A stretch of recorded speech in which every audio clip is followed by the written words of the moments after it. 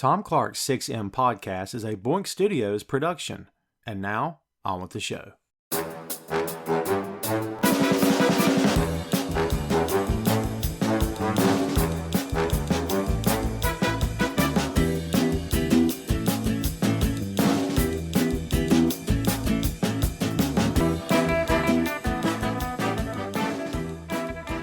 Hey, what is up? Welcome to Tom Clark's 6M podcast. I'm your host, Tom Clark, and in this episode, I'm joined by co-host Phil Lindsey.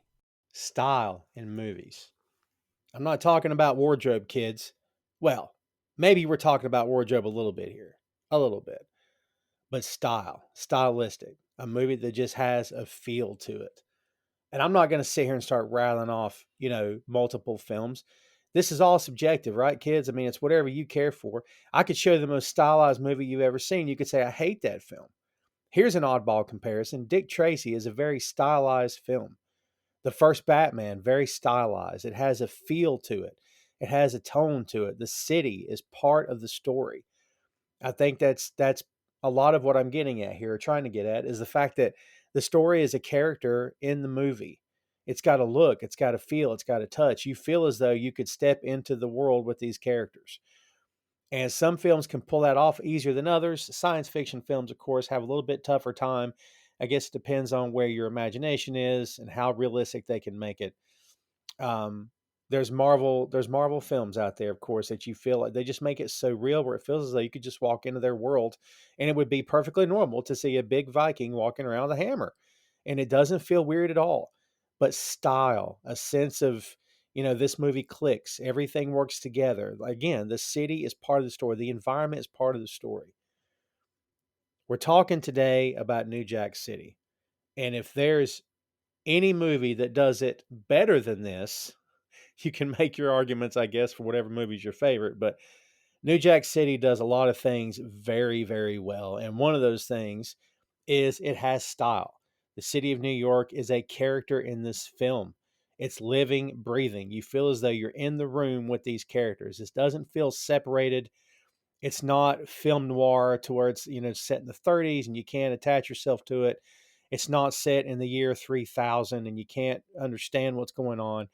This is gritty. It's raw. It feels like it's happening right in front of you.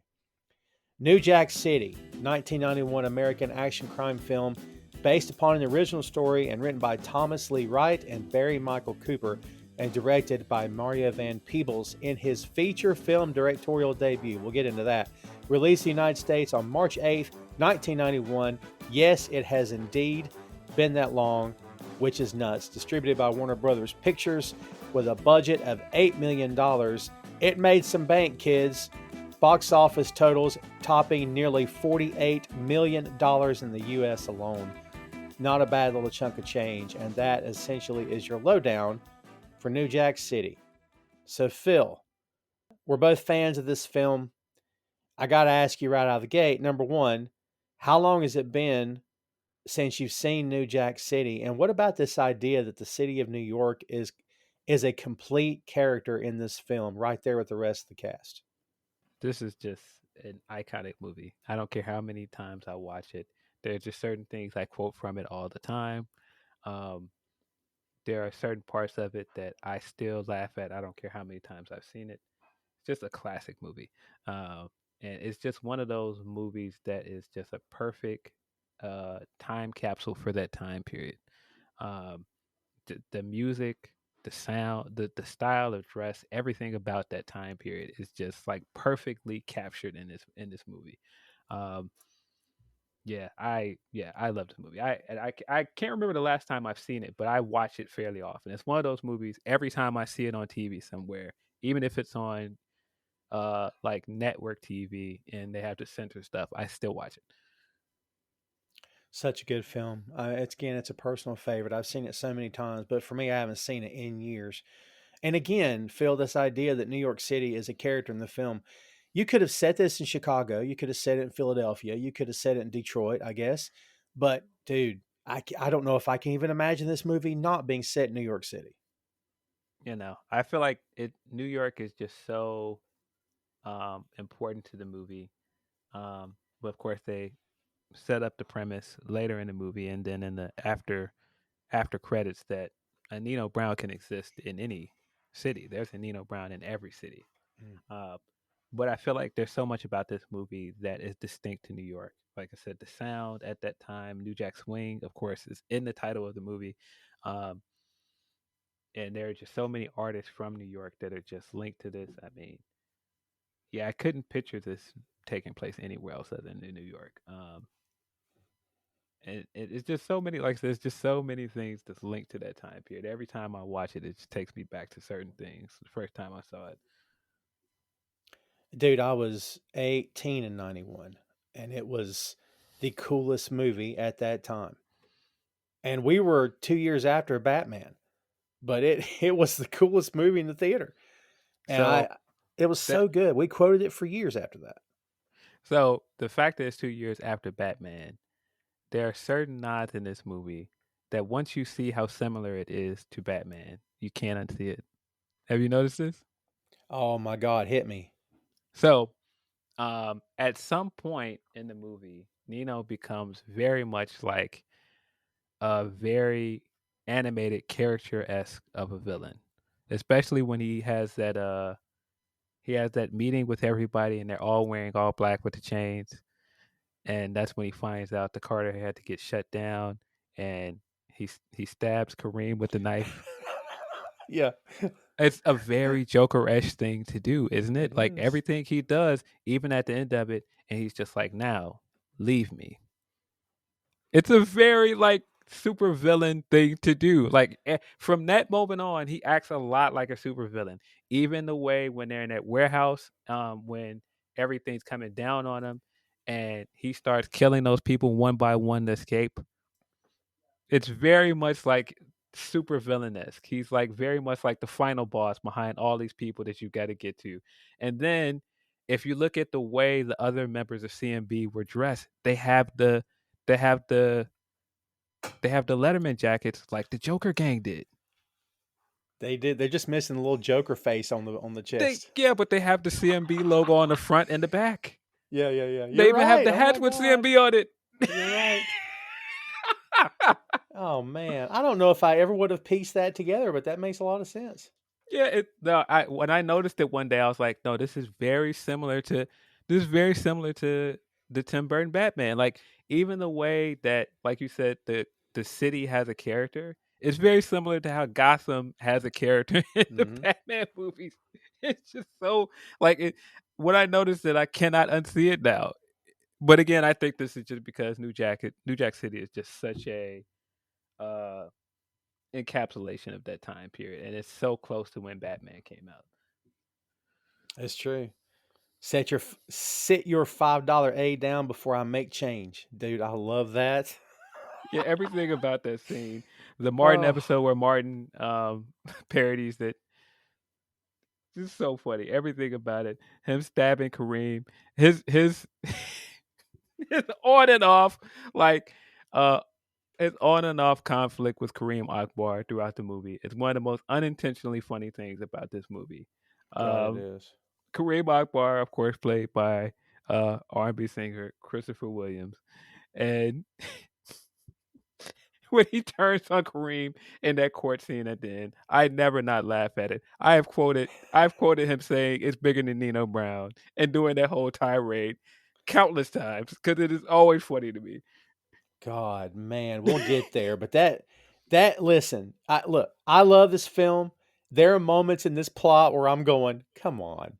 Like and that end scene is like, come on, that happened very fast, didn't it? You know what I mean? It's like No, no, no. This is bigger than Nino Brown. If I go down, I'm taking it. I'm taking everybody down with me. oh man. Well, look, speaking of Nino Brown, let's get into the cast. It's a big honking cast. Dude, Wesley Snipes, a lot of weird stuff because the dude has said some weird stuff in recent years. You know, the whole IRS thing, it's whatever. Nobody can take away the work this guy did when he was at his best.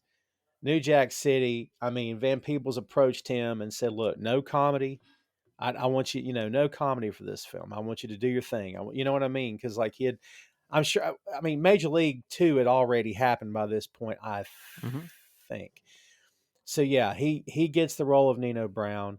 I don't care to give this to anybody else. I have no need to fantasy cast. Wesley Snipes is Nino Brown. He's perfect.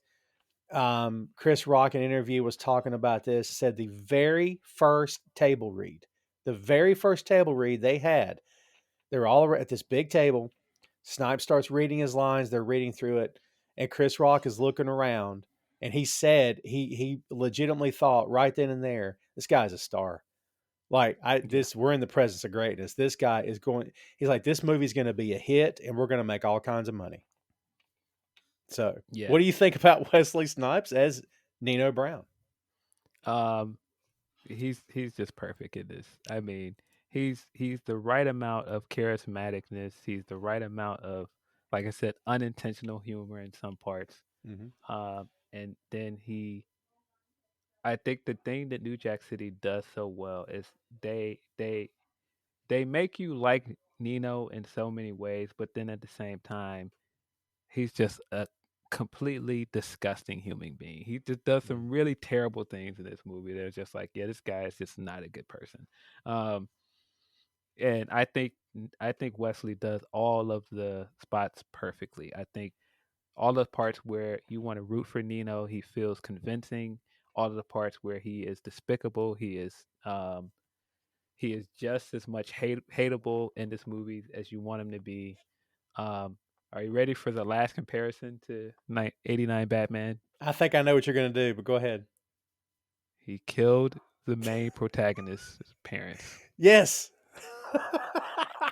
That is just like the most random reveal in this movie is that, yeah, by the way, I killed your mother, um, which is such a trope for that time period. Um, but again, all of the stuff he does, he just nails it. He's perfect. Yeah, I cannot picture anybody else in this role, all the way down to his perfectly sculpted haircut in this movie. That is iconic. Every time I see the movie, it's just yeah, no. And I feel like Wesley has done several roles now where he's had iconic hairdos with it. Like, can you think of Demolition Man without Wesley in it and having like the blonde uh, high top fade? Or can you think of Blade without how prominent his hair is in it? Like, I feel like it's a part of who Wesley is as an actor. He It goes into is. these roles with like this incredible look, including the hairstyle. It is. It's for sure. Yeah, it's part of who he is as an actor. Yeah. I mean, he's perfect. And I one of the first things I said when we kicked this off was the wardrobe in terms of style. I mean, the gangsters and the cops. There's some serious style going on here, dude. Like these Oh guys yeah, look good. You know what I I mean?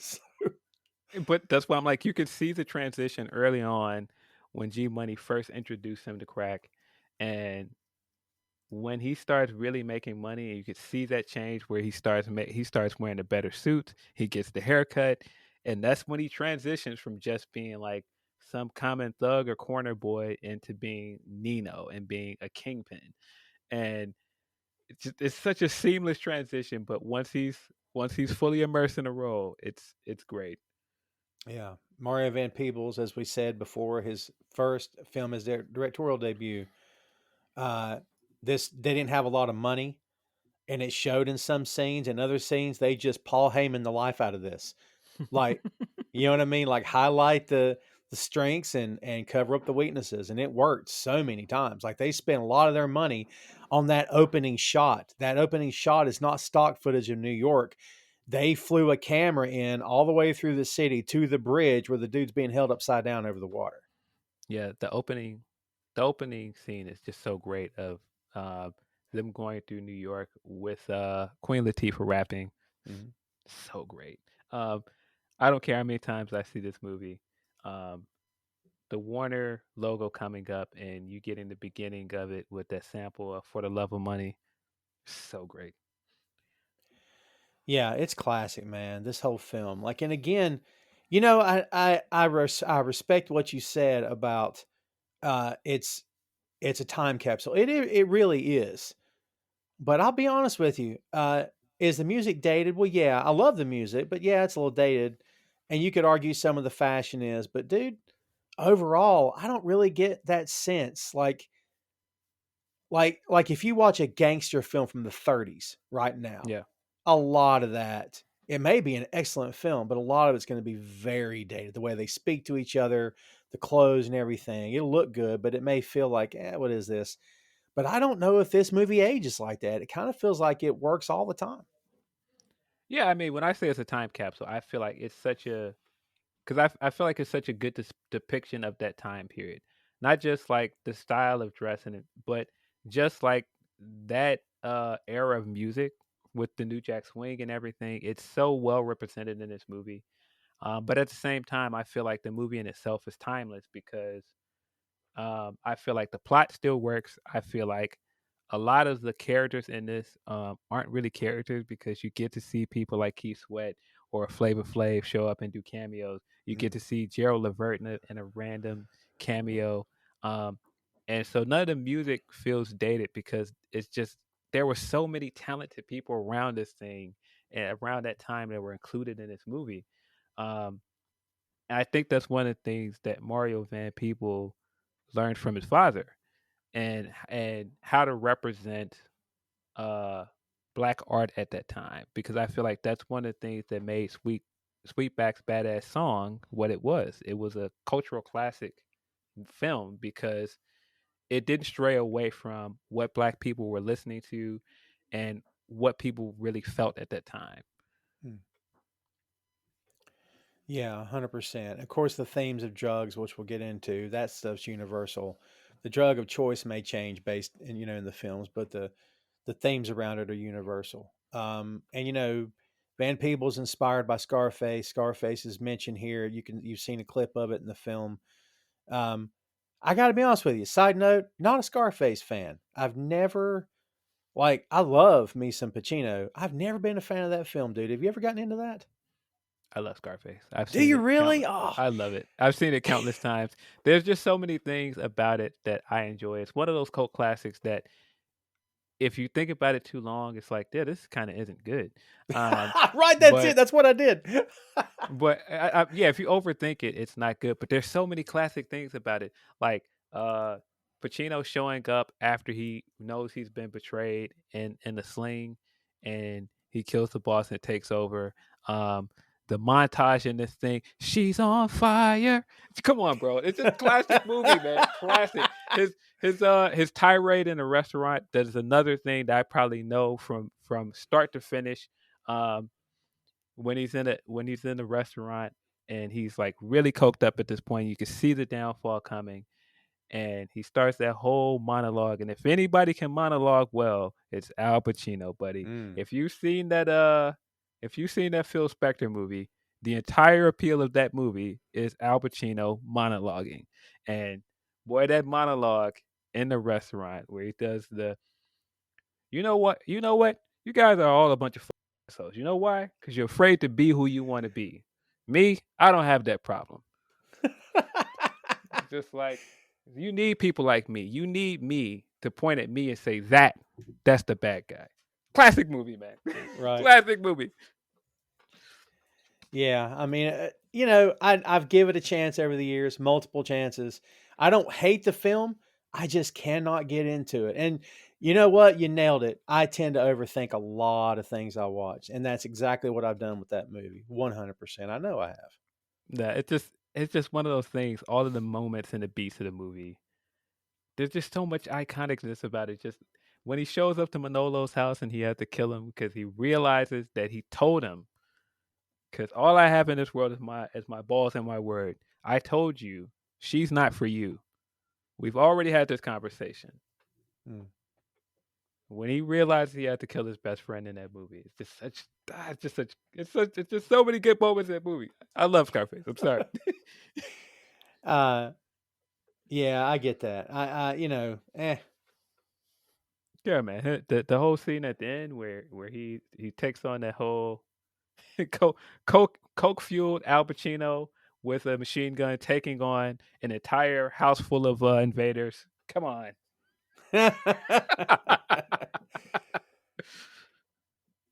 Um, yeah, I get that. I'm a huge Pacino fan, just not a huge fan of Scarface. Uh, Yeah, yeah, I get it. Like I said, if you think about it too long, it's like, yeah, this is kind of awful. When you think about him, this guy doing a very stereotypical uh Latinx character with like the accent and everything, is like, this is a little problematic, but yeah, but again, it's one of those things that he had to be there. It's a cult classic.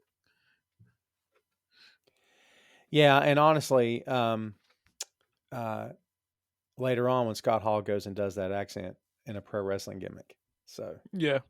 there Mm. you go. Talk about a problem, you know, not even Latino Scott Hall. So, you know, Yeah, neither is Pacino. That's why I'm like, well, yeah. that there you go. That's why I'm like, yeah. This Good this guy point. that spends the rest of his career playing like Italian characters and other nationalities. Like, yeah, Yeah. All right. So we've talked about the Joker. Let's talk about the Batman of this film. Highly unlikely protagonist at the time. Never acted a day in his life. The story is that Mario Van Peebles was in a club. He heard Ice-T in the bathroom, and Ice-T was either rapping or he was talking on the phone or he was doing something. And supposedly when he came out, Mario said, "You're the guy I'm putting in this movie." There was something about his cadence, the sound of his voice, the things he was saying that sold him. And the fact that Ice-T's a rapper didn't hurt anything either, right? But like, Ice-T is Scotty Appleton, which is maybe the most uncool name for a New York City police detective I've ever heard in my Scotty life. Appleton. Scotty Appleton. Dude, all things being fair, and Ice-T will go down, I think, as one of the most legendary rappers probably of all time. All things being fair, what did you think of his performance as the first time acting out of the gate in this movie? Um, he does some pretty bad acting in this movie. Yeah. If we're gonna be honest. Yes. But I feel like a good amount of the reason why he works in this movie is because it's the same reason he works as a rapper. I feel like he has one of the most distinct rap voices ever. Like it's pretty impossible to hear a song with him rapping on it and not know it's him. Even if he's not rapping, if he's narrating or just talking, you know Ice-T's voice when you hear it. Um, and I feel like because of that, he adds this layer of cool to this movie. Um, but everything about his character doesn't make sense. His name is Scotty Appleton. He's got like this like super pro black like like the way he dresses and everything is very distinct. It's very pro black. Um, but also he's got like these terrible. They're not even dreads. They're like braids. Yeah. I yeah, everything about his but when you look at this guy and you see that he's super pro black and all these other things, you wouldn't guess looking at this guy. His name's Scotty. Right. It's just like a lot of the components of this character don't work, but Ice-T successfully sold us on this character because he's just that cool. Um, and there are moments in this thing that do not work. And again, some of his chemistry with Judd Nelson, not good, Hmm. not good at all. But at the same time, he has some of the most memorable lines in the movie just because of the way he delivers it and his distinct voice. He just brings this cool factor to the movie that wouldn't have existed without him. And one of the things that got him this part essentially was this idea of Wesley Snipes is very likable, and Nino as a character is very likable. But we don't need the audience to like him. We need the audience to despise this guy for what he becomes. And the only way to do that is to put someone opposite him who can outpopular Nino, who you can feel for, who feels like a real person, who has a good heart, who's trying to do the right thing, has a horrible backstory that he's trying to overcome. And dude, what a great thought, because it worked. Because in the end, I'm not a fan of Nino Brown at all, but I can't wait for Ice-T to get his hands on him. Yes, there are several times where um, once we finally see them in scenes together, you want to see Ice T come out on top. For sure. For sure. And it's, we know about the wedding, about how Nino grabs the little girl and uses her as a shield. Yeah. One of the Like, most disgusting things he does in the entire movie. oh, I mean, dude, if you're still cheering for him at that point in the theater, you're a scumbag. Like, I know it's just a movie, but let's put this in Yeah. perspective. Look what he just did. If he had helped the girl, that would have torn you in half because you'd be like, "Oh my God, he can't be such a villain. He saved that little girl's life." But nope. Yeah. Disgusting. But see, the other part about that is kind of a flip on its head, and um, this is just how relevant a lot of stuff in this movie is. Just think about the first thing we see Scotty do in this movie. He shot an unarmed black man who was running Mm. away, which would make him like one of the most despicable people in the world today. Can you imagine if cam footage came out today in real life of a guy shooting a unarmed black man in the foot? Good call. But you along the way of the journey of this movie, you get to see who Scotty is as a person. You grow to like him. Mhm. And at the time, we didn't even really know that Ice-T. I guess maybe you knew by the trailers, but if you were going in cold, you wouldn't even know he's a cop. But they don't reveal that until he chases him down. Yes. Yeah, but that's also how he works as an undercover cop in this. You needed somebody that could fit in the same world with Nino and G Money and some of these other characters. Yeah, again, he feels like he fits into that world. It feels like, you know, I've said this multiple times before, but it's a thing to hook the audience. You have to find a way. Who is your way into a film? Like you could argue, Phil, that had this been an established actor who's memorizing lines and who's perhaps hamming it up at times, you could make the argument maybe you don't get hooked in, maybe you don't find a way into this film, and maybe at the end you're celebrating Nino anyhow. Maybe it helps that Ice-T is not a polished actor and you feel like I want this guy to win. He's got to take this Nino Brown character down. Yeah. So Scotty Appleton, yes, we still have a problem with the name. Uh, his partner, however, is an accomplished actor, Nick Peretti. Now, Phil, that's a New York detective cop name right there, brother. Nick Peretti. Uh, the relationship between these two is utterly ridiculous. How they're, Judd Nelson's the bad boy, right? No one wants to partner with him.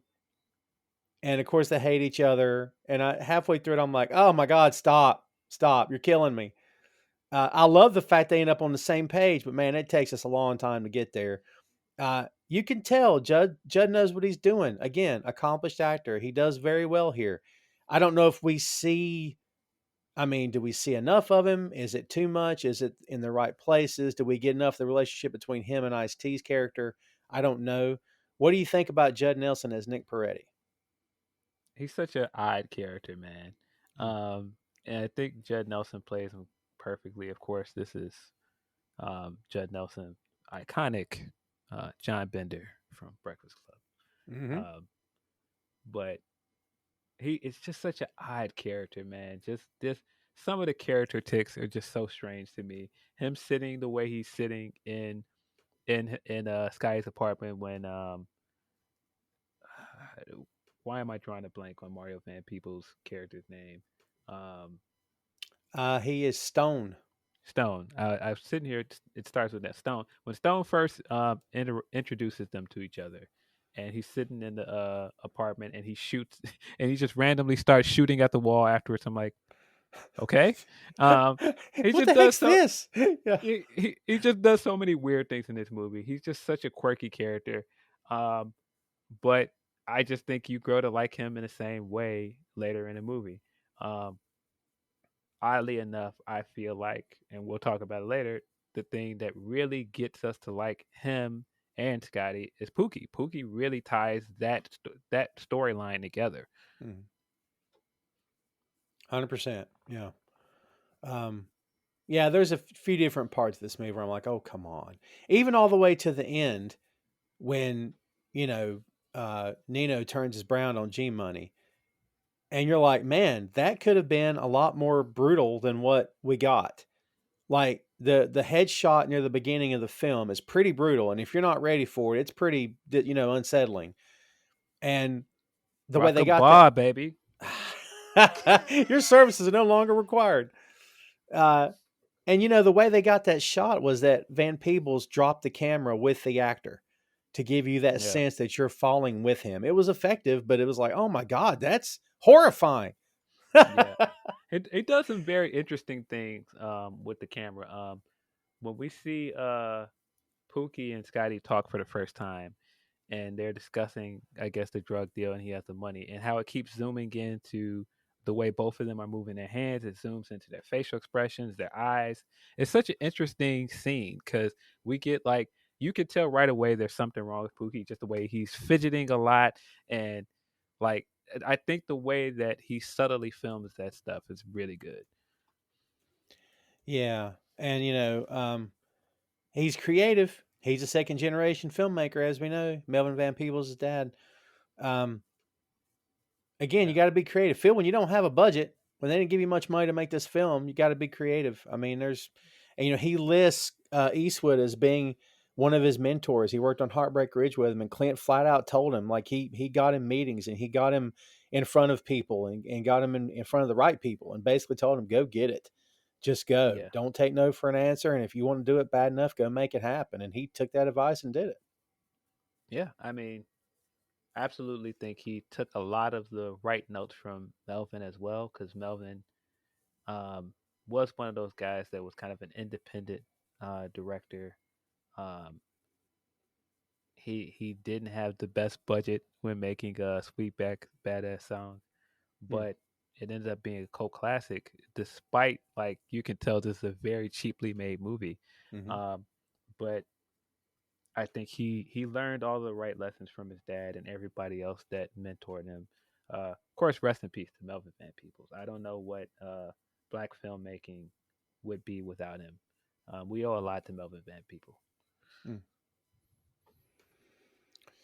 Yeah, that might be a 6M at some point. That'd be a cool subject to tackle. I will say this about Judd Nelson and Ice T: they look pretty cool together. They do From it. from an estate point of view, they look pretty tough. They do. Judd has this very scruffy, almost punk look to him at the time. He's got like the oval shades. He's got the circular shades. No. I think a lot of this movie is the visuals, and I think visually they do look good together. They're like this weird parallel universe of Riggs and Murtaugh. Mm. Oh, oh, that's good. I like that. Yeah, they're not too old for this stuff. Uh, so you mentioned Pookie a few times, so let's talk about Benny Pookie Robinson. Never knew his real name. Uh, Chris Rock, the great Chris Rock. According to Chris Rock, to this day, when he's on the road on tour, he gets yelled at going into the place, during the show, after the show, people yelling Pookie at him. He's been handed drugs so many times over the years. Yo, wow, wow. Yes, a guy's just flat out like shaking hands. Hey man, let me meet you. Shake hands, sliding stuff in his pocket, all kinds of weed, all kinds of other stuff as well. And he's like to this day, he said, I've done a bunch of stuff. People still call me Pookie to this day. Um, Chris Rock, comedian. Again, Mario Van Peebles tells him, I'm not looking for you to be funny. It's okay. I mean, there'll be scenes where you can, ham it up, but I want you to be you, but I want you to go for this. And, he coached him up, and I think he did a great job. What do you think about Chris Rock and I mean, you could argue this is his best role of all time as Pookie. Yeah, I definitely think this is some of his best dramatic acting.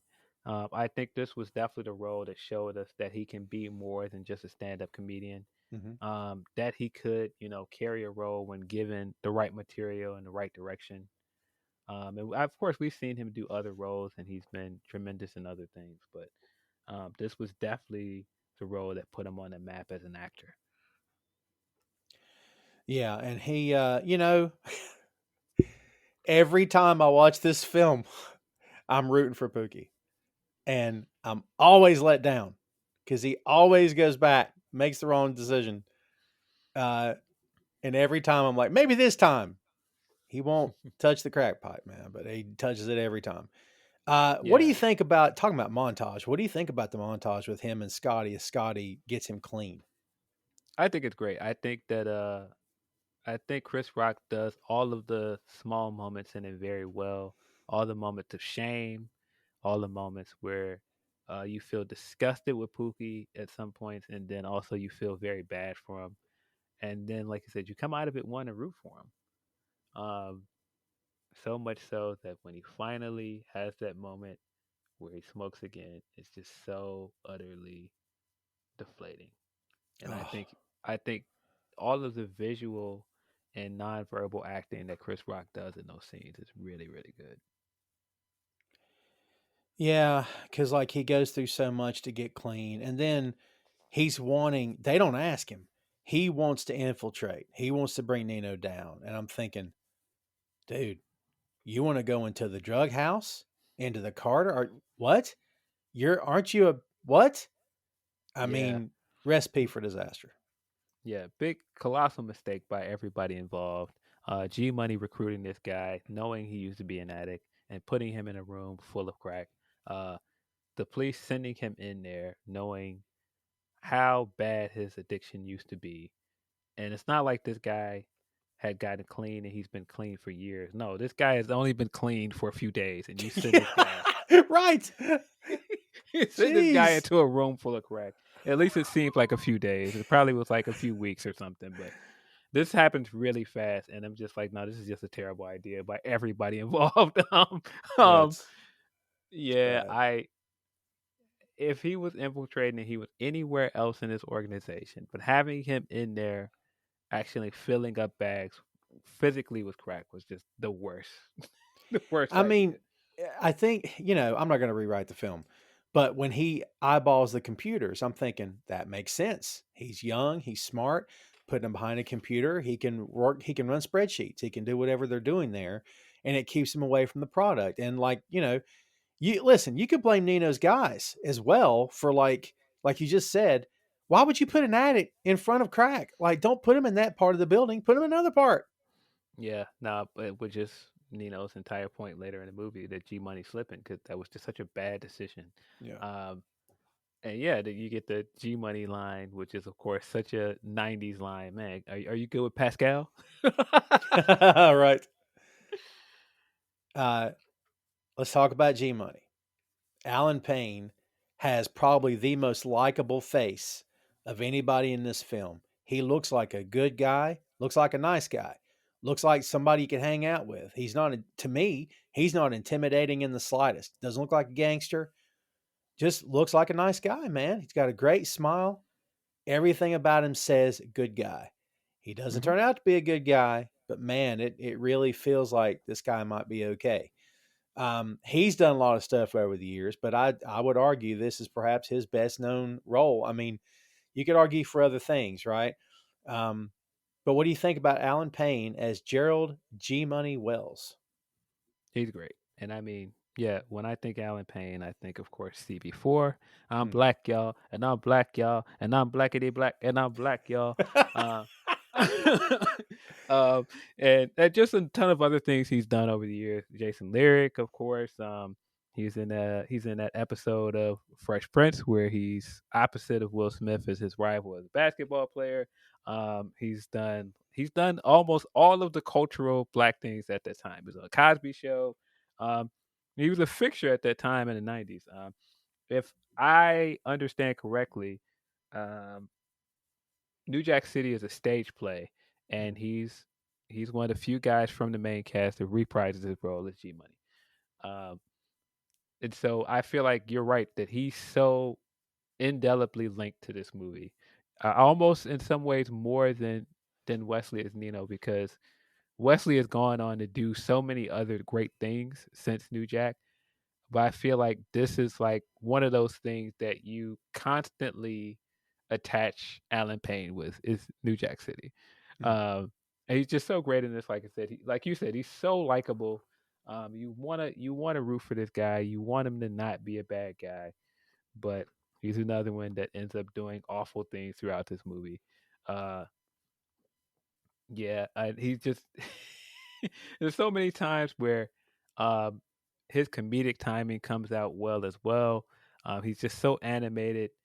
Um, yeah, I if anybody else that I could see pop up in this movie and play this role, he's very similar to Marlon Wayans in a lot of movies from that time period as well because Mhm. he's so animated and he's so likable. Every time I think about this movie, I think about how he reacts to Keisha killing the guy, the scene you were talking about earlier. He's just like literally screaming in the camera, like that's how you kill somebody. That's how you kill somebody. You pull up and you pow. Oh man. Yeah. You find out pretty early on. Let me ask you this. When he climbs into the back of I think it's a Jeep if I'm remembering correctly. When he climbs into the back of that, and he's telling Nino about crack. Did you piece together? And I know we've both seen it multiple times, but looking back on, are you piecing together that they're childhood friends? Did they make that abundantly clear for you, or do you just feel like they just kind of know each other? Because I can't swear that I ever, oh, these guys have known each other since they were kids. Well, I mean, you don't really piece together how close they are until they build the relationship all throughout the movie. Right. Um, and I think that's one of the other really good things about this movie is it would have been very easy for them to make Nino into uh this terrible person and this like lone kingpin standing at the top of this organization. But they do such a good job of building up all of his circle as kind of like his family. And you kind of buy into it at one point until you realize like no, everybody is expendable to Nino. He doesn't Mm. really care about anyone. Yeah, because there's personal. He's like he keeps telling Ice T's character this personal, not it's just business, not personal. Mario Van Peebles, as we said, is the director. He's also Stone. I think he's in this movie the perfect amount of time. I don't think he overstays his welcome on the screen at all. This does not feel like, you know, the top guy in the territory is booking himself in the ring as the champion. It just doesn't feel that way. He feels like he's in the movie at the right times, and I think he adds. I mean, Mario's a really good actor, and I think that Yes. shows in every scene he's in. So um, perfect fit here, right? No reason for him not to be in this. No, he fits perfect. He definitely is not a second generation wrestler that books himself to be champion in his own promotion. And we um, won't name names, kids. but yeah, he's great in this. He of course has like an outlandish '90s haircut in this thing as well. Um, he wears Oh like my the god, big, yeah. he wears the big suits with like too many buttons on it, and like the big shoulders on it. Um, yeah, he's great in this. He works good as like a straight guy, um, and kind of like the no nonsense chief character. He's not the chief. He's just the leader of that operation to take down CMB. Cash Money Brothers. And listen, talking about his hair, I've seen him with dreadlocks. That's not working for him. In my opinion, this works for him a lot better. When I think of him, I think of him with this haircut. If I'm being honest. Yeah, he's had some outlandish uh, hairdos when I've seen him in other movies. I mean, all the way to the first time we see him in a movie in Sweetback's Badass Song, he has like the bald spots in his head when he is playing younger version of Sweetback. Um, which that in itself is a very eyeball story of him basically wearing a ball cap for the movie, and his dad wanted to cut his hair for the movie and really cut bald spots in his movie, Mm. which which is all in the movie about a movie, which he directed and starred the leading role in, Badass, Hmm. which I cannot recommend that movie enough if you have not seen it. I have not seen it. Badass is about the making of Sweetback's Badass Song, and in the movie, Mario plays his dad, and it just depicts everything Melvin went through to make the movie, and all of this other stuff, like his relationship with his family, and it's very very good. I'm gonna check that out. Yeah, I don't know enough about that at all, but it sounds cool. But yeah, he's really good as Stone here. Let's see who else from the gang. Bill Nunn as, and I don't know if I even knew this was the character's name, the da man. The Dutta Who, Man. yeah, he's got a speech impediment there, Phil, and I don't know if that ages well or not. Making fun of the dude, but uh, he's the CMB enforcer and Nino's personal bodyguard. He fits. Bill Nunn does his job. It's all good with me. I think he fits well. Um, let's see. Christopher Williams, as we said, is Kareem Akbar, a bank teller turned gang member of the CMB. Looks the part. I mean, he just looks great. And I mean, he fits as well. Vanessa Estelle Williams as Keisha. I don't know about you, Phil. I'm not crossing Keisha. Rock a bar, baby. Vanessa's great in this. She has that like annoying high pitched ghetto voice throughout this entire movie, Right. but she is like really the scariest enforcer of this whole movie. Mm. Like even more so than the Dutta Man. And I mean, you know why straight away why Bill Nunn is scary because he's this big, huge guy standing next to Nino, but unassuming Keisha with the Uzi just randomly showing up to blow people away is Mm. twice as scary. Um, and man, Bill Nunn is just a legend. I mean, when you just think of everything he's done for the culture, I mean, whether it be Radio Raheem and Do the Right Thing or uh, in School Days, he's been in tons of things. Robbie Roberts from the Spider-Man movies. Uh, Very good. he's great. Bill Nunn is great. Rest in peace to him. Very good. Yeah, he gosh, he doesn't even look like the same guy when he played Robbie, man, to me. Um Yeah, I but mean, of yeah, course, he was a lot older at that point, but yeah, very true. Robbie Robertson in the Spider-Man movies. Yeah, big fan of Bill Nunn, man. He's been all across the board. He's done so many roles.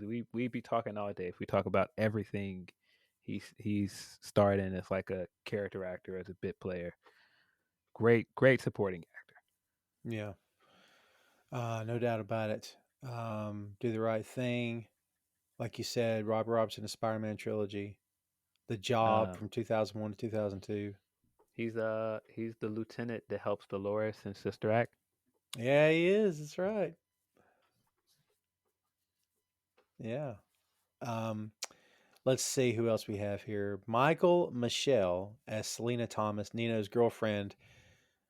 His initial girlfriend until Nino starts messing around with Tracy Camilla Johns, who plays Uniqua, G Money's ex Unique. girlfriend. Yeah. Uh, That's a uh, unique name there, Phil. Uniqua.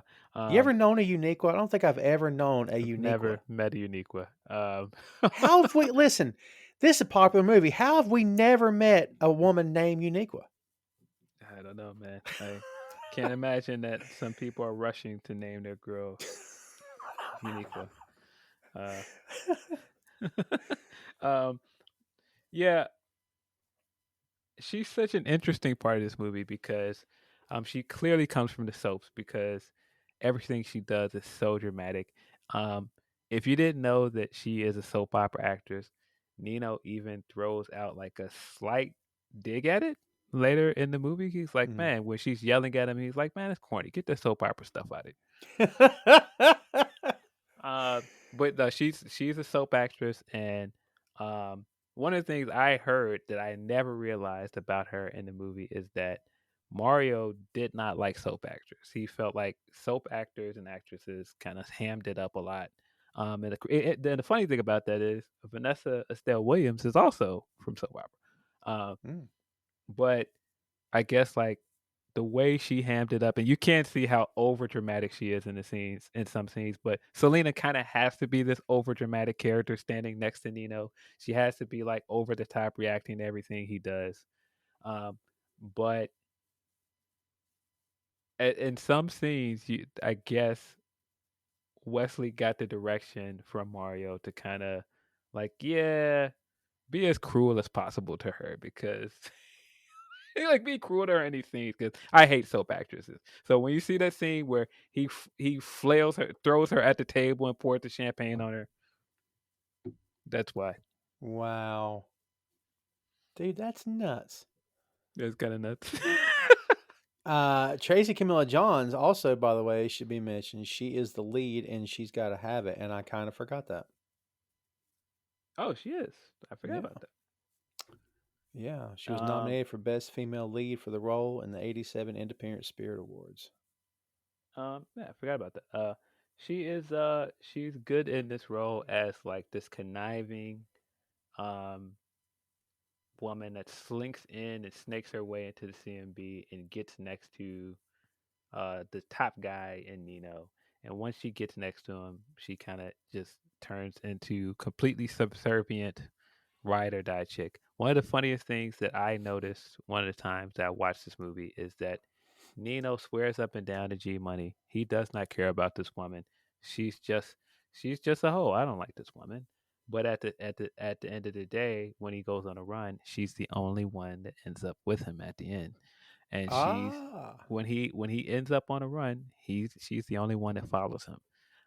But at the same time, as we see throughout the movie, Nino's a user. He uses everybody, and he causes the self destruction of everybody he's around.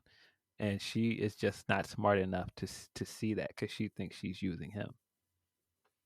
And let's be honest, when she's up there dancing with the red, To I'm a color fan me of that. bad. Dude, I'm sorry. Ooh, I'm not a fan of the song, but I'm definitely a fan of that scene. I forgot how much I enjoyed that scene actually. that's great. It Woo. is great, but yeah, thinking about it now with him, like going from watching Scarface to listening to "Color Me Bad" loudly in his house is hilarious.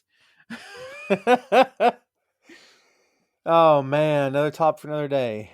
Yeah, not a fan of that band. Um, let's see. Russell Wong as Park, who got, I don't know if he got enough to do. We don't hear or see a lot of him here. I mean, the Asian actor is cast as a tech savvy police officer. I don't think I'm bumping into that too much. I could if I wanted to. Yeah, Nino straight up kills him dead. Like, holy Lord. yeah, Um, he's just kind of there to fill out that role as yeah. a member of the team. And he's fine. He's fine in the role. Yeah, he is. Let's see. Nick, I'm building up to who I want to get to here. Nick Ashford as Reverend Oates. And brother, if you didn't know this was Ashford of Ashford and Simpson fame, when the movie goes off and you see his name, you go, "Oh my God, that was Ashford! I get it." Because like, man, I'm so used to seeing the two of them together and him with that long hair. Yeah, just ridiculously huge mustache. Yes. Good comically huge mustache. Remember, was it? Oh, and in Living Color when they always did the takeoff on them. Yeah. David Allen Greer, and I can't remember her name to save my life. Is it Kim Wayans? I think so. Yeah. Such a great send up of Ashford and Simpson. So good, man.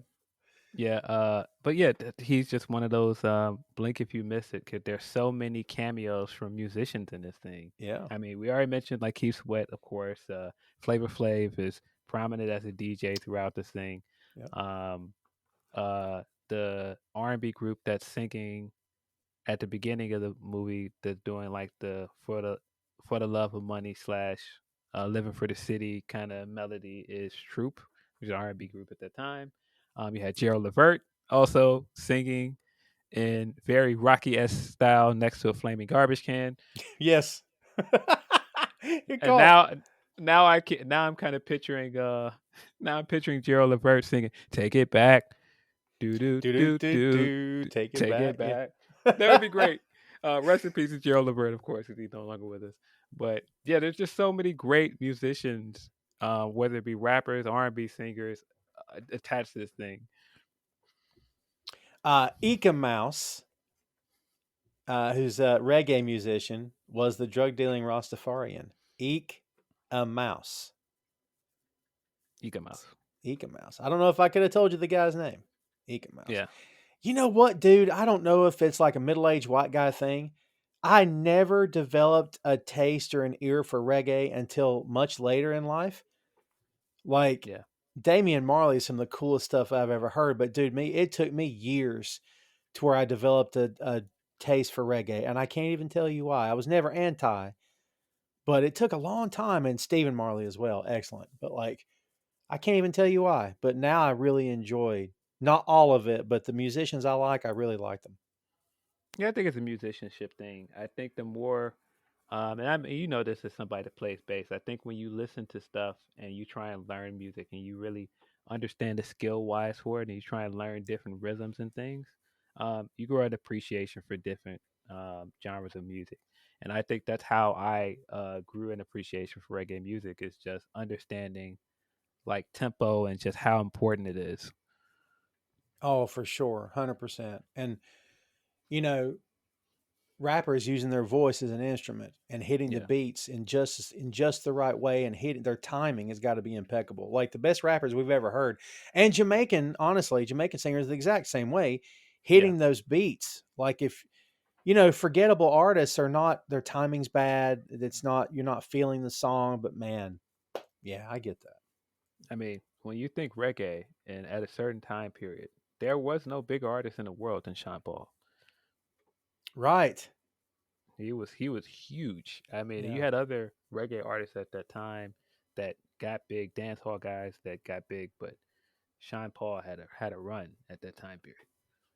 Very true. I mean, of course, you've got like the iconic ones like Bob Marley. Of course, Hmm. you can't just gloss over.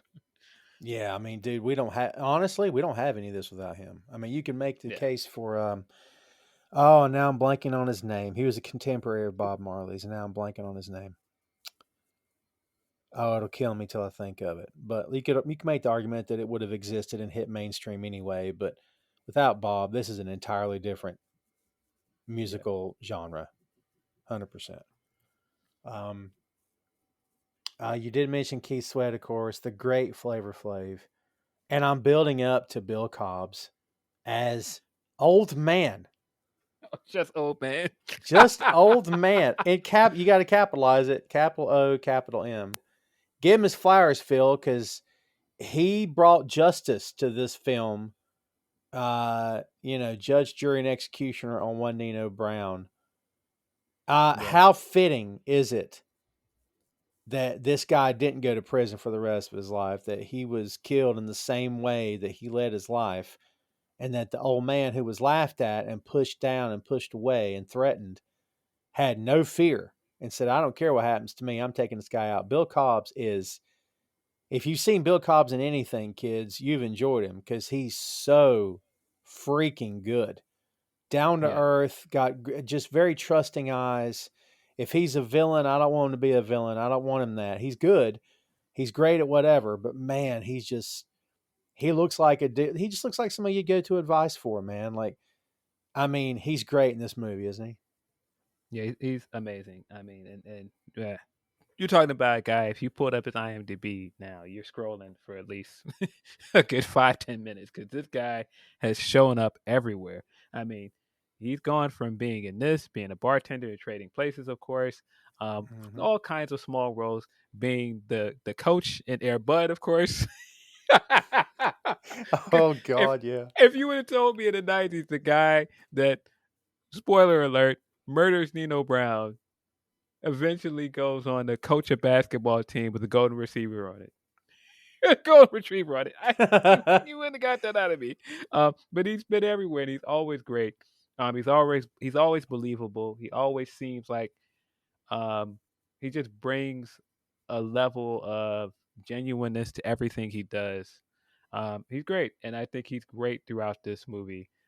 Every time he just randomly pops up, um, the last bits of the movie, if you think about it too hard, it does not make sense at all. How did this old man get into a courtroom with a gun? Like, there's no way you can get into a courtroom with a gun today. I was like, that's just not possible. Yeah, not possible. No metal detectors then, right? But Nino Brown's on trial. Why wouldn't they be patting people down? Yeah, everything about this, like when you think about it too hard, that doesn't make sense. But of course, it goes along with the end of the movie, and it is a perfect ending for Nino Brown's character arc. Oh, what? Yeah, dude, this guy ain't going to prison because, like you said, I'll be out. I'm getting out. You can't stop me. And I'll be out in a week. yeah, and he's right. He was. Well, he was out for a few minutes.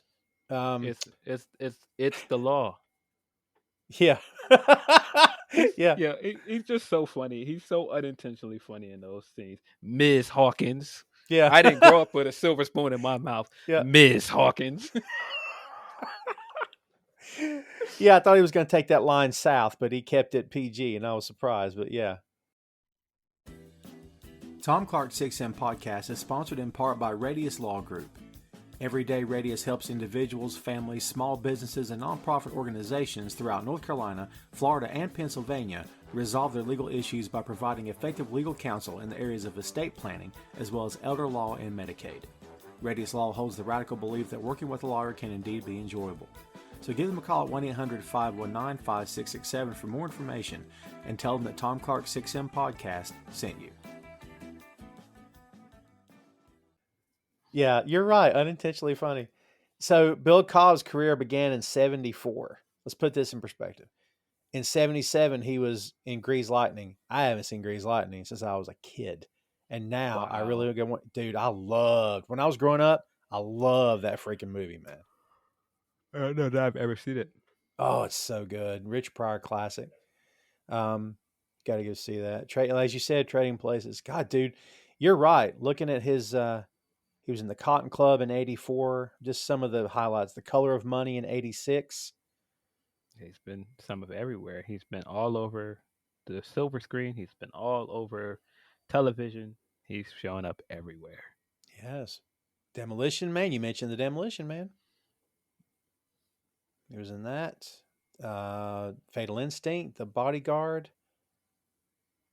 Yeah, dude. Wow. Yeah. That Thing You Do. Oh, it was Del Paxton. That's Dude, right. I forgot about him being Del Paxton. That's great. Yeah, he's been everywhere. Bill Cobb is a legend, man. Yeah. Wow. Totally forgot about it. How in the world did I forget about him being put? I don't know. Great. Maybe because it was later in life and he was a little hunched over as opposed to what he was years before. Maybe that's what it is. I just think he's been in so many things that you just completely forget. He's shown up everywhere, man. Yeah, his most recent credits in 2022. For God's sake. Yeah. This guy, yeah. Working actor, man. Oh, big time. Yeah, geez. Agents of S.H.I.E.L.D. Can't forget about that. Yeah, good stuff. And as you said, all kinds of TV. Well, kids, there is your main cast for New Jack City. And we've alluded to the plot here. We're not going to go too intricate with the details, but you get it. So basically, you've got a gangster who comes up from the streets, crack cocaine through his friend G Money, who introduces him to say, this is the next big thing. We got to make this happen. It takes place in Harlem in 1986. They even mentioned President Reagan at one point, I guess, to remind you of the moment in time that they're talking about. Reaganomics, baby. Reaganomics, yeah. And the CMB, the Cash Money Brothers, they take the Carter apartment complex, which is actually an existing, it's still in New York City, I believe. Mm-hmm. And I'm blanking on the actual name of the place. I did know this, and now I can't remember the name of the actual building. It's as much of a character in the film as the city of New York itself is. Usually, Phil, I ask you about the plot. There's not much to ask here. This plot makes a lot of sense, and it works in a lot of ways.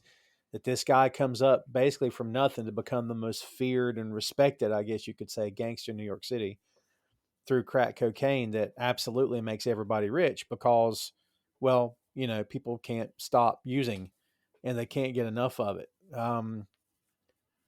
Again, Yeah. Phil, we could take this plot and put it in any time, honestly, since hardcore drugs were introduced in this country. I mean, this works in any time period.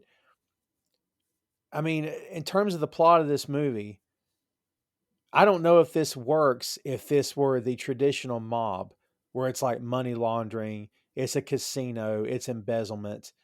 I mean, does it still work, or it's just a different movie then, right?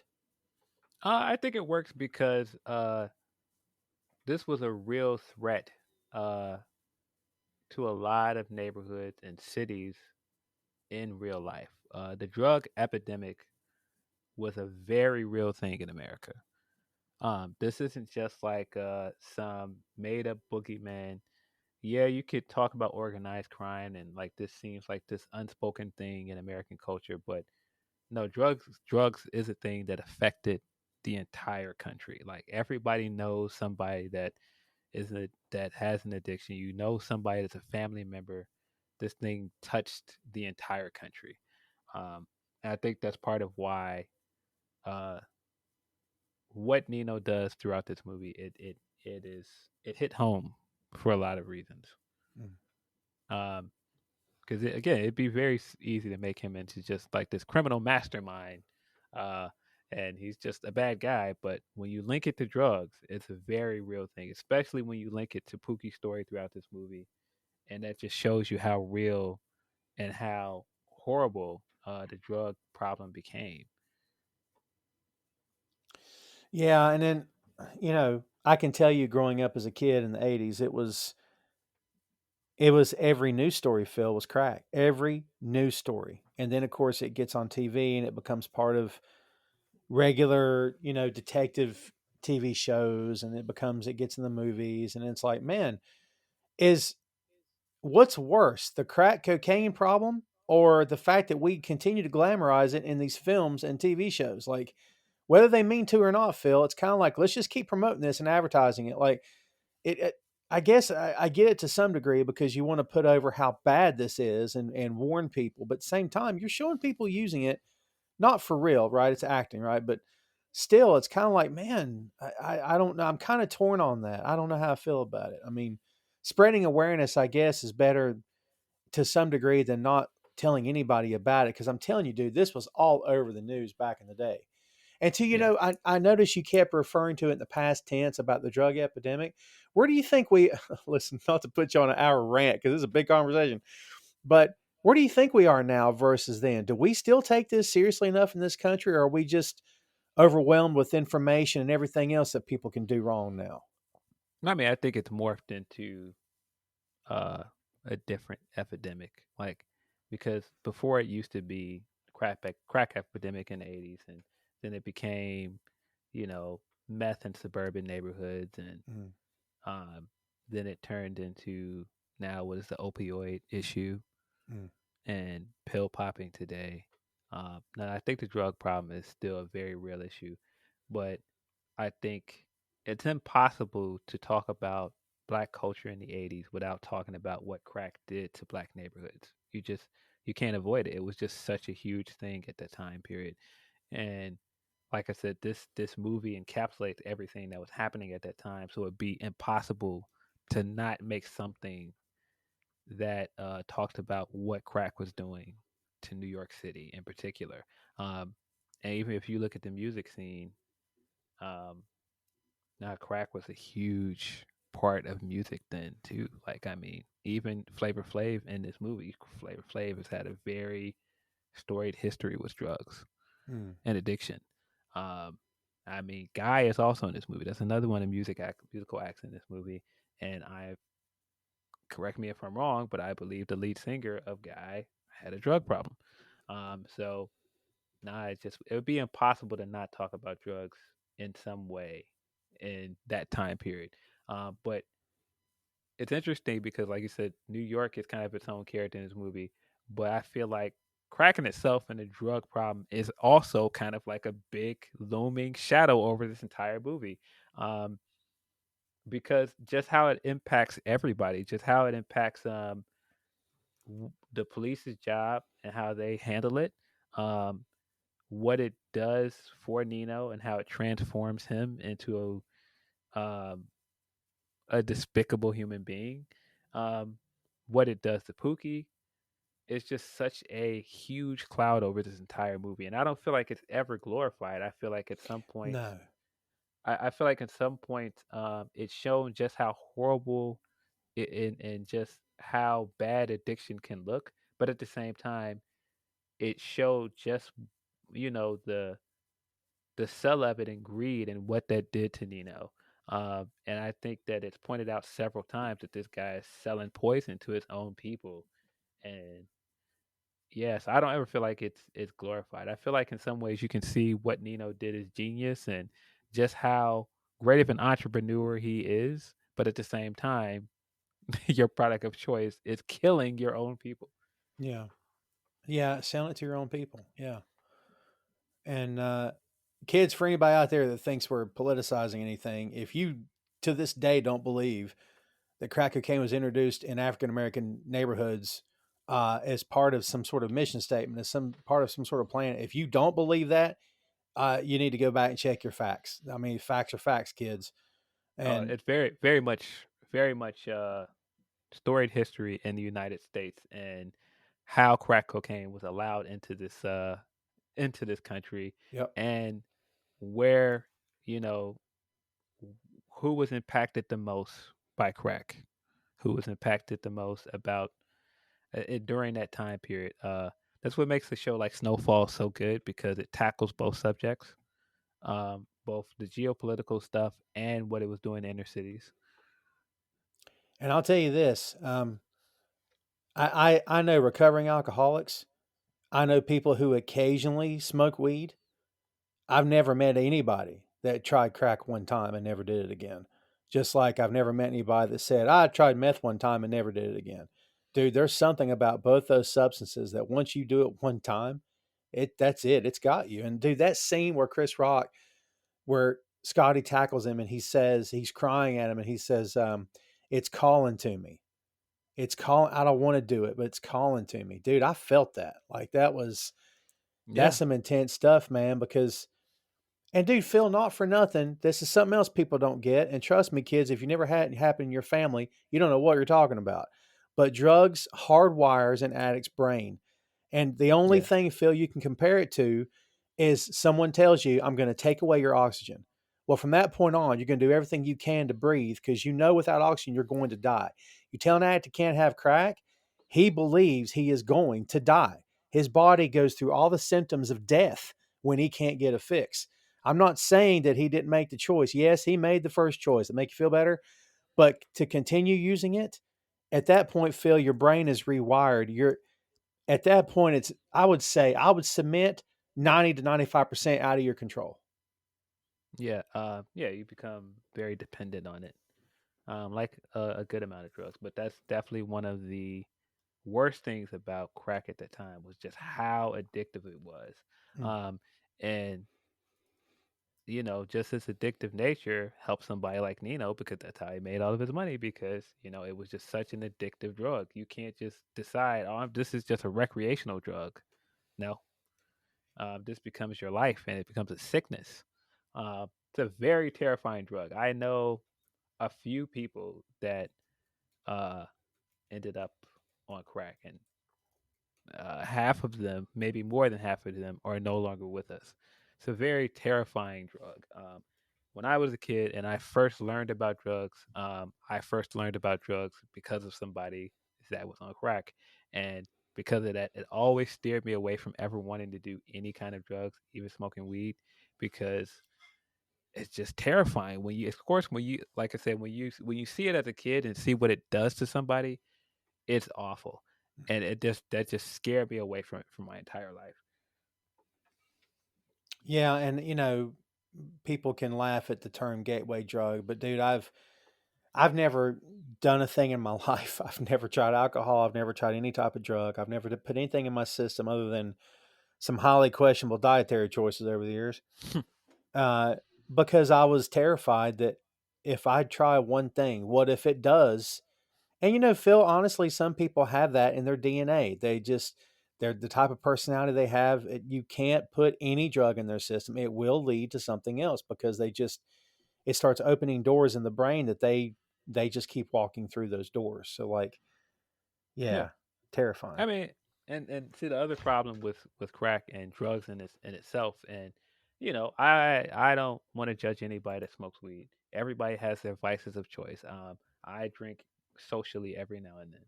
But um, that's again one of those terrifying things about drugs is you just never know what you're dealing with when it comes to a dealer, because a dealer doesn't care Mm. about your well-being, as we see very much in this movie. They care about making their money, um, and so you can have a dealer, and this is very street stuff. I'm not a street guy, but this is just certain stuff that I know. Uh, you can have a dealer that is trying to get you hooked on something else, and you're not intending to. You're not. That's not what you're buying. And of course, that's changed a lot with weed now because weed is legal in some states. You can just go into a dispensary and buy weed, but you did have crazy things happening in some neighborhoods, like dealers lacing weed with other drugs to get them addicted to something else, and then they start selling them that. I mean, man, that's what we have the story of things like how DMX got addicted to crack. He Mm. was a weed smoker, and somebody laced a blunt, and that's how he got addicted. Dude, I'd forgotten all about that story. Oh, That kind of yeah. stuff is just horrible. That's why I'm like, the drugs are just so. It's such a difficult conversation because there are people that are functioning addicts. There are people that um, don't have a toxic relationship with drug use, but it can be such a slippery slope. Yeah, 100%. Yeah, yeah, kids, I don't care how goofy it sounds. Stay away from the drugs. There's no future in it. And you know what, Phil? If you're really going to gauge anything that you choose to do in this life, maybe the first question going in is, or should be, what's the future in this? And if there's no future in it, why are you wasting your time with it? Like, if it's just, well, I want to feel good today, cool. But how is it going to make you feel tomorrow? Like, and dude, let's be honest, a lot of that comes with wisdom. None of us at Hmm. age 18 were thinking that.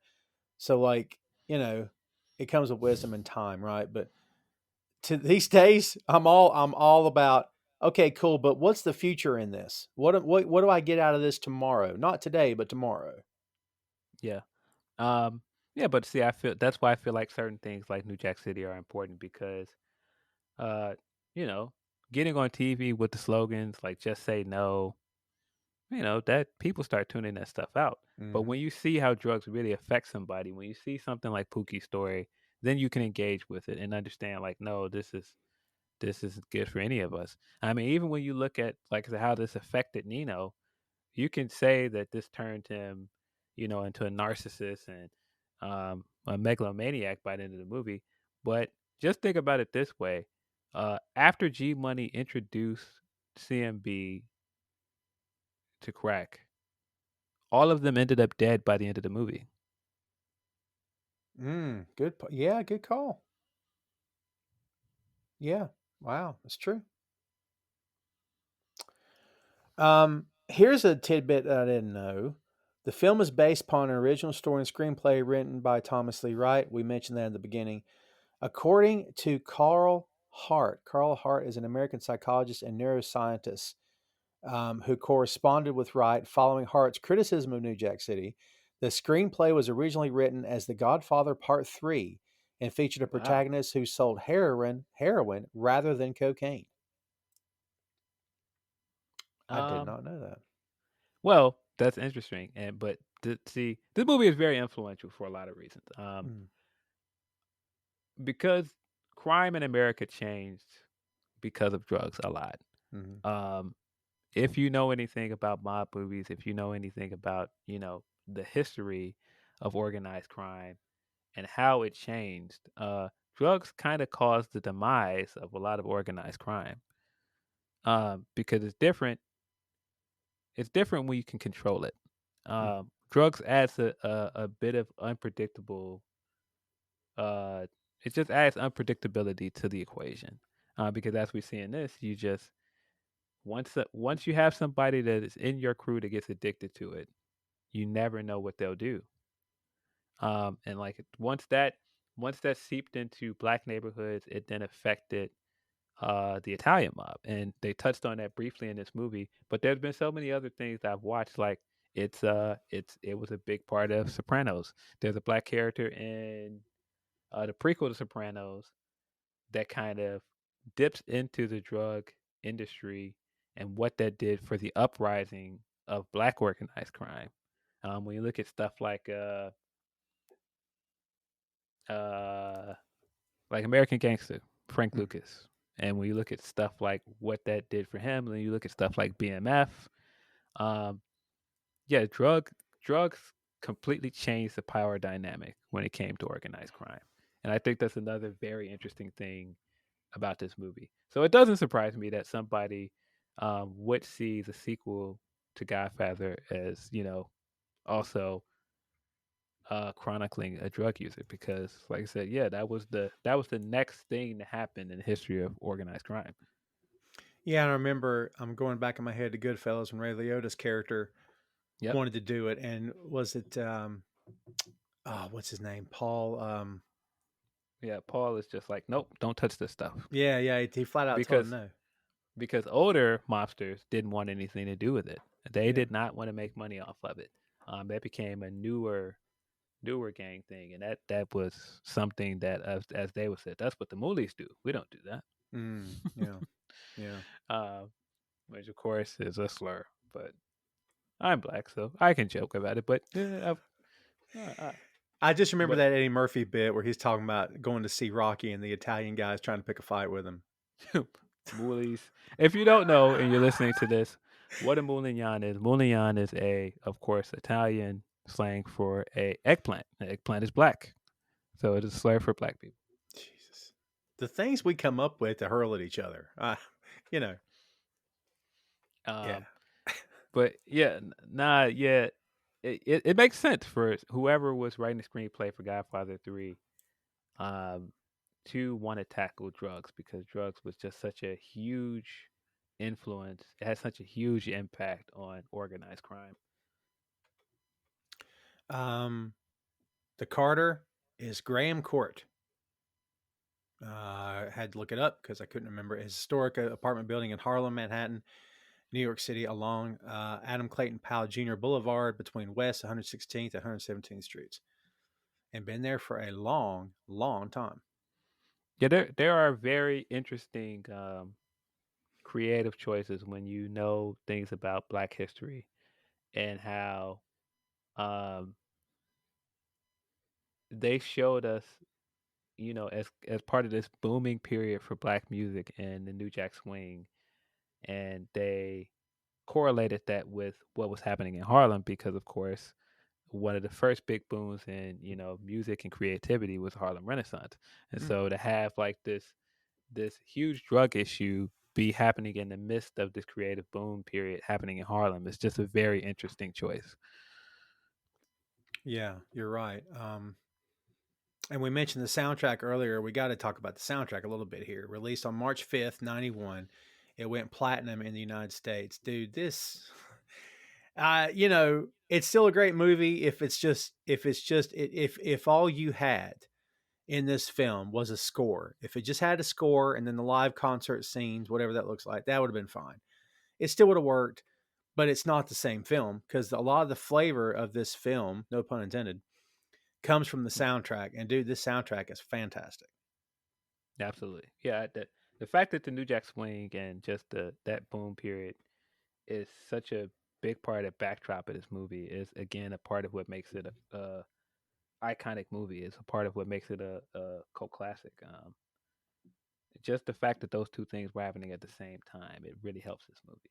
I was saying earlier that I think that that's a part of the downfall of this reboot of House Party. Like House Party worked at the time because it was linked to a creative period with like Kid and Play and that kind of music. If that music and the comedians that were in that movie are not linked to that movie, it isn't what it is. Like you can't just try and recreate that in a vacuum without that context. Mhm. Yeah, I mean, a lot of the texture of this film, comes from the soundtrack. And man, Ice T, as we know, Christopher Williams, as we said, guys on here, Johnny Gill, Keith Sweat, see Troop, as you mentioned, Levert's on here. Color Me Bad is on the soundtrack, Phil, Of course, come on, man. I Want to Sex You Up is playing that background in that one scene. and Two Live Crews on here as well. Yeah, of course, uh, if you know, you know, very iconic for that time period. Two Live Crew. Oh yeah, for sure. And I'll tell you this: at the time when the Two Live Crew situation happened, and the United States government came after them, and the labeling began happening with the parental advisory lyrics, the stickers, and all that stuff. And their next album was called Freedom of Speech. Just watch what you say. And I Yeah, thought, man, I'm not a fan of this act. In my, I'm just not. A lot of it is kind of foul mouth, not just foul mouth, but degrading women to some degree. You could also argue these are consenting adults choosing to be in a video and they're getting paid for their services. Uh, but man, that album title alone made me a fan. I'm like, yep, I get it. And dude, how do you censor Phil? How do you censor art when it's subjective to begin with? yeah, yeah. I mean, you could say that maybe Two Live Crew and a lot of that stuff had a negative effect on a lot of young men. It cultivated a misogynistic outlook on life. You could say that it caused bad habits, but at the same time, if it wasn't in the music, it still was very prevalent in the culture. It still was people that you knew that talked like that, that acted like that. Hmm. Um, just putting it on a grander stage with the music wouldn't have changed that. Um, I don't know. Like I said, it's a weird chicken or the egg argument, I guess. I don't know where I fall on that debate because sometimes I feel like when left to their own devices, people are going to be awful no matter what you put in front of them, even if you're putting great music in front of them with great influences. There's always going to be a bad apple. 100%. And dude, to me, the whole record labeling thing is akin to the Comic Code Authority. Because at one time, the government, you know, in this country believed that comic books were going to turn us on to juvenile delinquents because because juvenile delinquents read comic books, Phil. They also chewed gum and traded baseball cards, but somehow that didn't have anything to do with them breaking the law as a child. The comic books did it to them. Yeah, So, don't forget how cracking down on the music and the video games. That was the answer. yeah. Um, because video games that's what was making people violent. That's what was making people decide to solve their problems with a gun or through violent means. I remember Iron Maiden sitting in a courtroom, the band Iron Maiden sitting in a courtroom, and they're playing the record backwards and trying to find words in the songs. And the band members are being as respectful as they can, but this look on their faces as if they just want to out loud go, "Are you effing kidding me? Why are you serious with?" But we're just looking for what's the old saying? A red under every bed. That's what we think, that there's a demon in everything, man. Yeah. I don't get that. But yeah, oh kids, if you didn't live through all that, let me tell you, I mean, it was nuts. It was Yeah. nuts. What a crazy time having to be a certain age to buy music at stores. I don't know if you remember that. Like Yeah. not being able to buy certain CDs that have parental advisory on it at a store. You can buy a physical copy. That's not a thing now because we have streaming and you can go and just listen to whatever you want. Uh, it's the same thing with video games. You couldn't go and buy certain video games at stores if you weren't old enough. You had to have an adult with you to buy certain stuff. I definitely remember that was a thing when Mortal Kombat initially hit. But now again, that's not a thing because you can just buy things digitally. Yeah. Yeah. It doesn't matter. It doesn't matter. But yeah, you feels right, kids. I mean, you had to show ID to buy this stuff. Yeah. Yeah. Yeah. You have, dude, honestly, I had my mom buying stickered CDs for me before I was old enough to buy them. Because my mom trusted me and she knew I wasn't going to go out and do anything nuts. She trusted me. And I was like, please, please, please. And she's like, all right, fine, here. So, yeah. Um, and, honestly, man, I never listened to any music thinking I was rebelling against anybody or thinking I was, doing something I shouldn't be doing until I had people telling me you shouldn't be listening to that. And then it became, oh, well, fine. Screw you. I'll listen to it anyway. Like in my church going days as a younger man in the 90s, I'll never forget this. Uh, I'm taking a girlfriend of Lowe those many years ago to this revival. And this we've got it's a visiting pastor, and he's real fire and in hellfire and damnation and brimstone kind of guy for real. He's mentioning songs by name and mentioned the Doors in the 90s, Phil, Light My Fire. I'm not making this up. Jesus. In the 90s. I'm like, first of all, aren't you 30 years past? And second, on the way to church in my tape deck was Light My Fire by the Doors, and I had to turn wide open because I like music and I enjoy the Doors. And I get to the church and I'm told, no, no, no, going to hell. And I'm like, are you really for that? Crazy. I know. Oh my God. Side note. Yeah, I don't get that. But yeah, this soundtrack, man, it's as much part of this film as the building is, as the city is, as the cast. I mean, we've talked about sequelizing films. I know they did the stage production, or they're currently doing it and I get it, and that's self-contained, and they're not attempting to do a part 2 or a remake or dude, Phil, tell me why that they should always leave this alone and never redo it for this modern age. You leave it alone, right? Yeah, I just wouldn't reboot it. I think that it's so influential when you look at just how it's influenced a lot of movies and TV shows that come after it. There are so many, uh, off the top of my head, TV shows or movies that have tried to reproduce the entire scheme behind the Carter. Um, like recently, Raising Kanan is one of those shows. It's a show on Stars with 50 Cent's production company that and one of the main characters, their whole scheme is to run drugs out of an apartment building, which of course we know where that came from. It came from Mm-hmm. New Jack City. And uh interestingly enough, one of the guys that directs a few episodes of this show is Mario Van Peebles. Um so yeah, it's just one of those things that it just has had such a big impact on the culture that you're never going to be able to come up from under that. It's always going to be compared to the original, um, and because of that, you're not gonna, you can't catch lightning in a bottle twice. You know what I mean?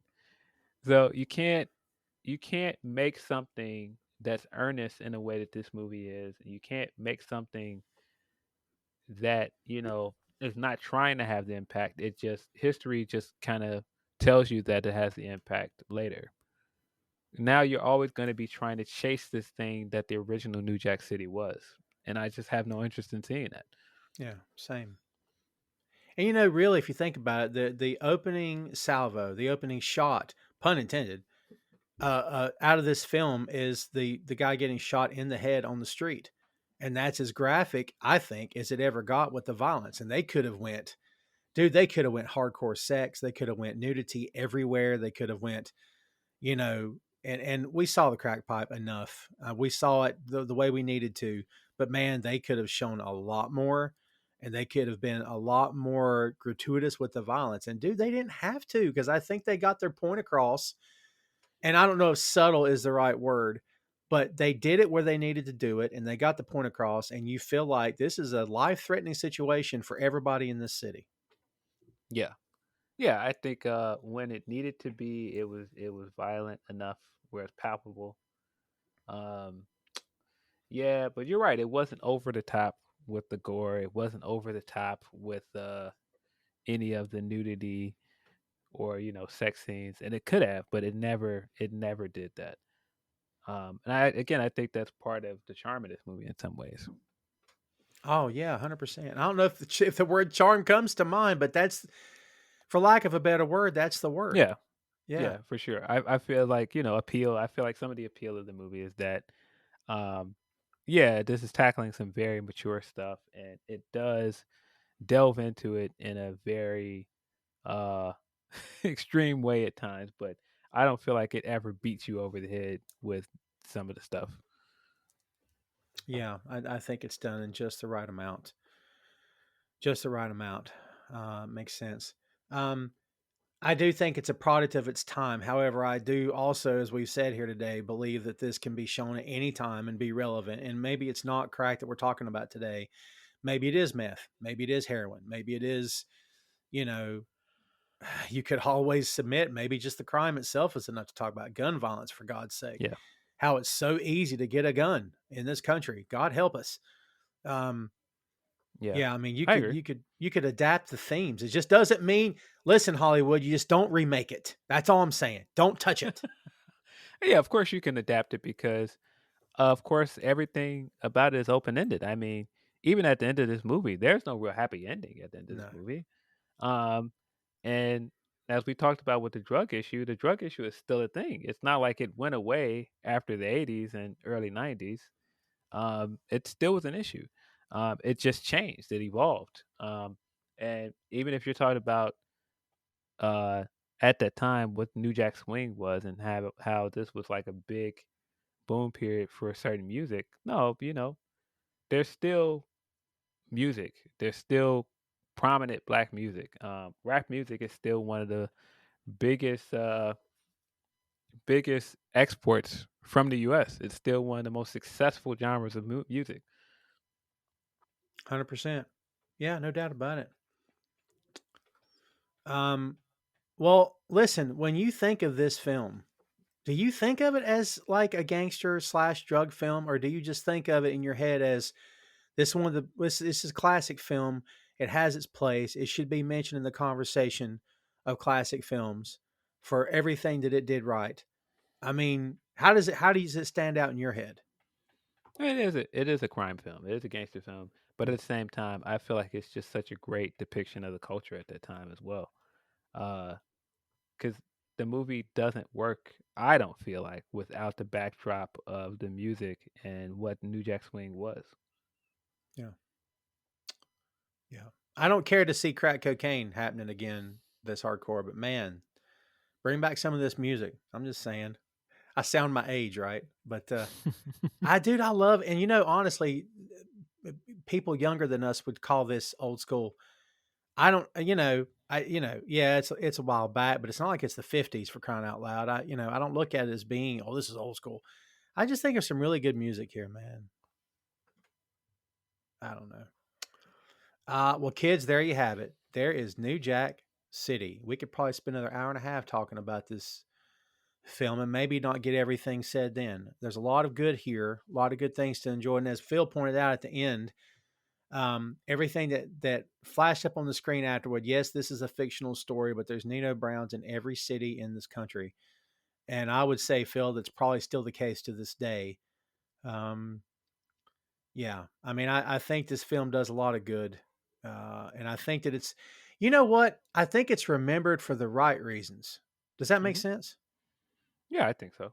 I think it's remembered for, uh, some great acting, some iconic characters, the music, the style of it. Yeah, I think it's remembered in a good light for a lot of great reasons. I don't see a lot of negative stuff being said about New Jack City. No, same. And if you want another musical connection, kids, just know this: Wesley Snipes got the role because of the Bad video. There you There you go. go. Because Yeah.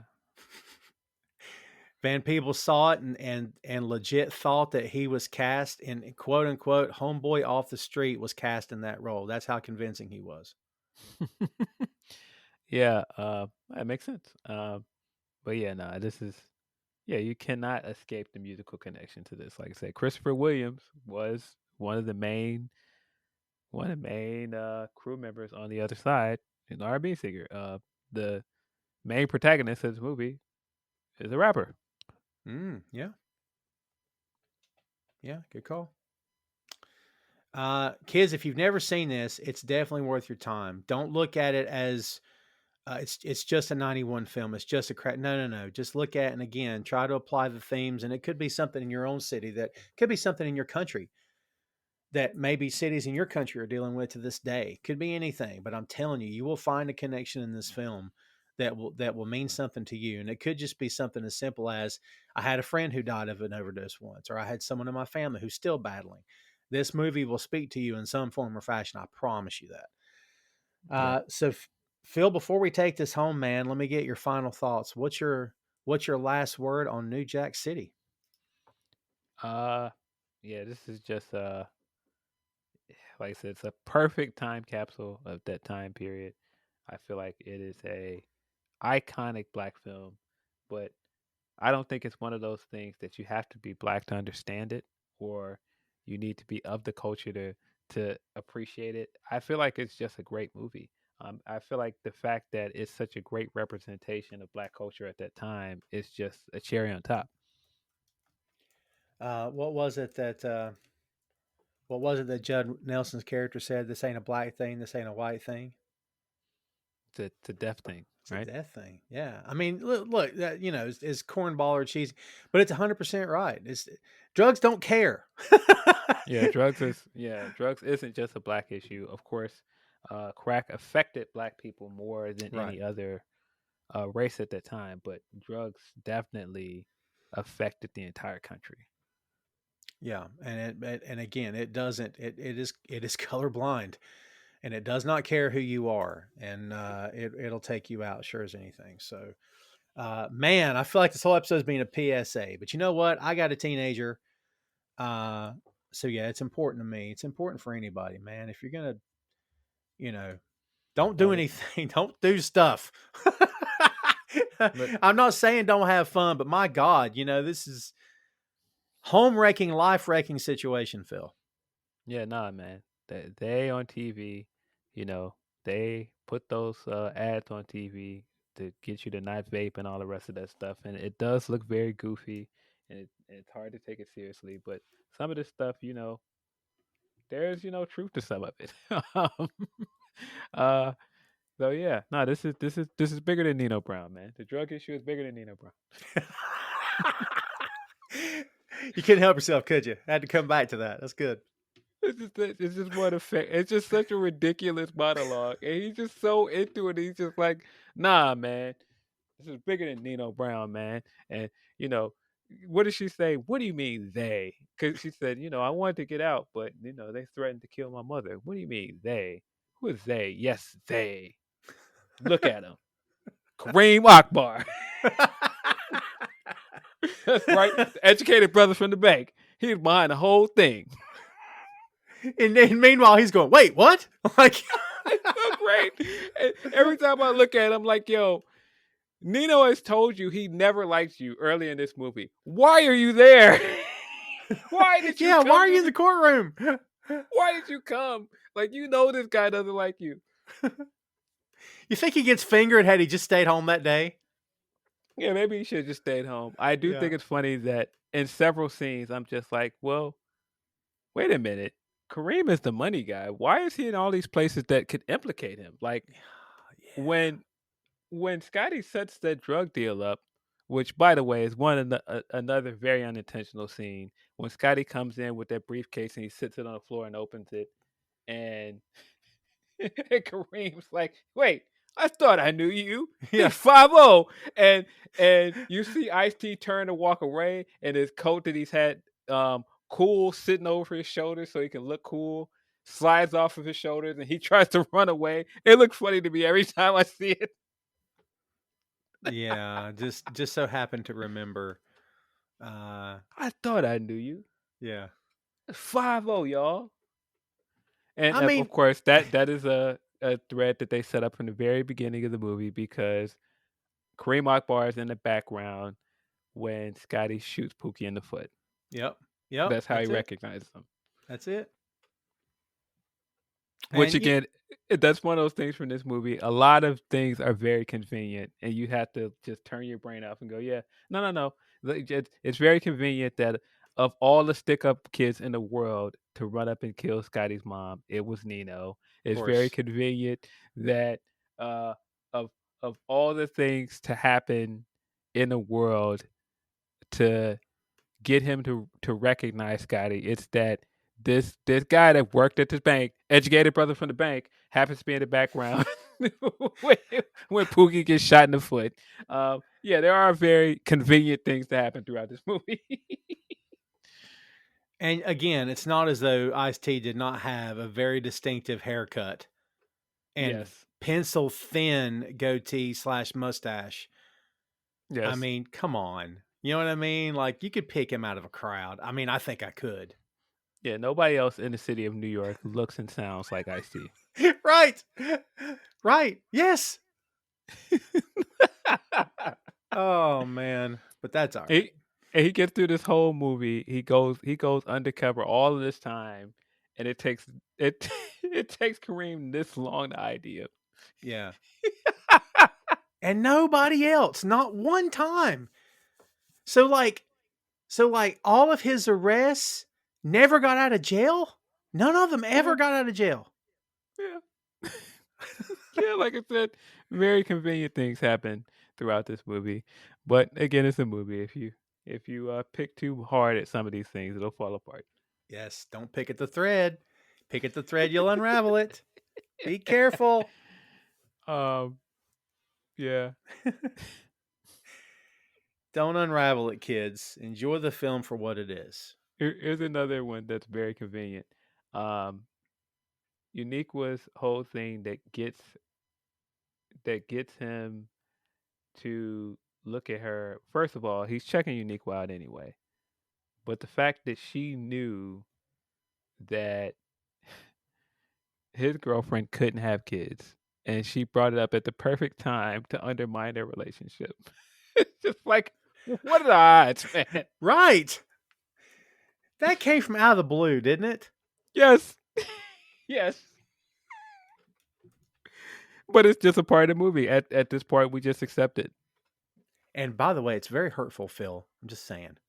Yeah, I mean, it was a terrible thing to say and do. And then, again, at this point, we're supposed to realize how horrible Nino is. So when he then starts to throw it in her face, too, it's just like, yeah. I mean, even G Money's telling him, man, that's messed up. That's foul.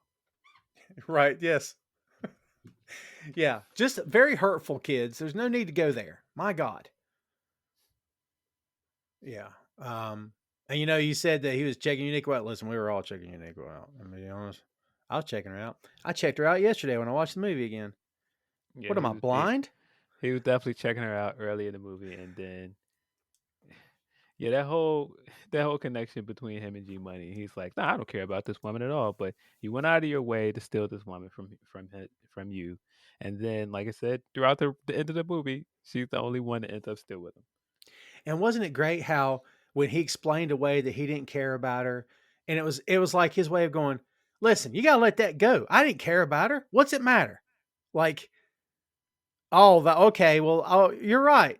You're right, man. I'll just let it go. Like, come on, man. You're a man. Man can't let that stuff go. You kidding me? I mean, but it's also foul. Like, I'm your friend, and Right. it's very clear that G Money liked this girl, and no, you're my friend. You're not supposed to do me like that. Everything doesn't belong to you. And man, that scene is so good when he confronts him and he's saying, man, what happened to you? And he's just like, man, he's like, what happened to me? The world is mine, right? Everything belongs to you. And that's what's Right. like, it's like, no, he perfectly summed up Nino's downfall is that Nino became so greedy, he just felt like everything belonged to him. Yeah, am I my brother's keeper, which we never touched on. But yeah, am I my brother's keeper?